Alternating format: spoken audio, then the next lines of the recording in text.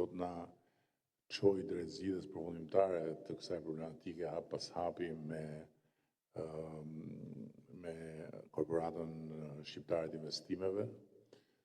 duke marrë të gjitha pronat shtetërore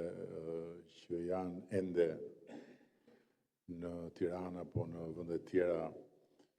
edhe në copat vogla dhe duke i vënë dispozicion të këtij interesi publik, gjë që faktikisht ka ndryshuar komplet qasjen e qeverisë, nuk bëjmë më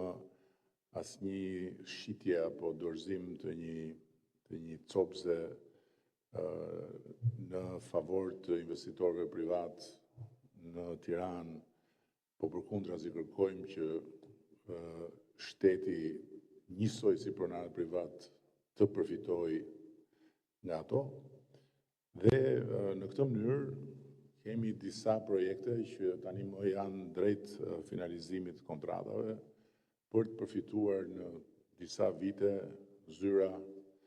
dhe sipërfaqe për të ushtruar funksionet administrative të pushtetit ekzekutiv. Ndërkohë që në rastin e qendrës së drejtësisë, ne mendojmë që është pak më ndryshe dhe nuk mund do të fusim në këtë proces, por duhet ta financojmë drejt për drejt nga buxheti i shtetit. Është pa diskutim financimi më i madh që mund të jetë bërë ndonjëherë për infrastrukturën administrative në Republikën e Shqipërisë, por besojmë shumë që është i duhuri. Dhe sot janë krijuar mundësitë dhe janë, sipas këndvështrimit tim, përmbushur edhe një sër arsyesh për ta bërë këtë. Sepse jemi në një proces kur pas një reforme shumë rrënjësore në drejtësi, duhet vazhdojmë secili dhe secila palë të bëjnë detyrat e veta. Dhe në ndërkohë që detyrat tuaja i dini dhe i bëni ju, detyra jonë është që të vazhdojmë të mbështesim sistemin dhe të vazhdojmë të bëjmë gjithçka që sistemi të funksionojë me kushtet dhe me standardet më të larta. Gjë që nuk mund ta themi sot, po të kemi parasysh se në çfarë kushtesh punojnë gjykatësit, në çfarë kushtesh punojnë prokurorët,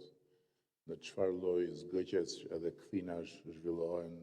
proceset, edhe se sa mbrapa është sistemi dhe në aspektin e teknologjisë. Dhe do doja të thoja diçka këtu, sepse